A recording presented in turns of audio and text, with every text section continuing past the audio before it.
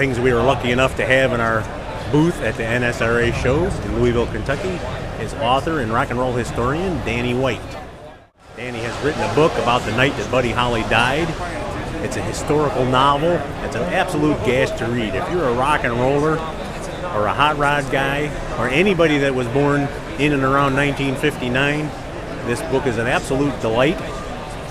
It's a romp through everywhere from the middle of Iowa out to California in the hot rod scene of the 1950s.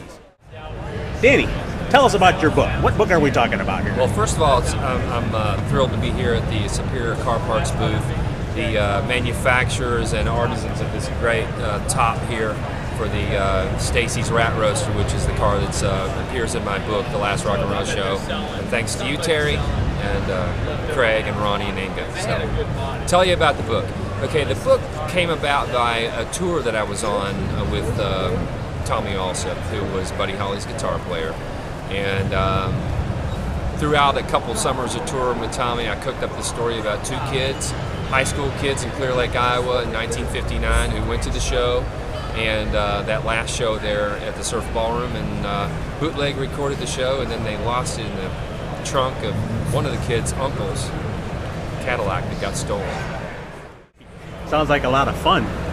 Where is Stacey's car featured in the book? Is it just mentioned in the book? How does the car fit in the story? Yeah, great question. Every great film, and I'm assuming we're going to talk about that. Every great story or film that has to do with rock and roll and the whole 50s culture has to have a great car. And much like American Graffiti, the 32 yellow coupe of Milner, or the California Kid, any of those kind of great shows that we grew up with in films has to have a great car. And so my story is no different. This is Stacey David's 32 Deuce Roadster that he was building on his show, and currently is. Actually, you can see the top is still just on its way. And yeah, it's featured very prominently in the book, and it is the hero car of the book. As all of these stories, they need a hero car. So it's featured as a character. It's actually, this car is a character. Right now we are the script is finished. The third draft of the script is finished, and then now it's in the hands of Stacey. Stacey's come on board with me to finish up the script and put his twist on it, because we're using Stacey's car. Stacey's a great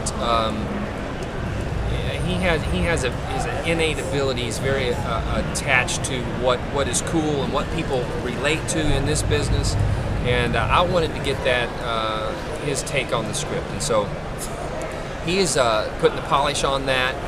The budget for the film is a couple weeks away, as we've talked about a little earlier, and that's what we need to get the thing off the ground. So yeah, we're talking to a few people for cast right now, a little ahead of time, but not too much.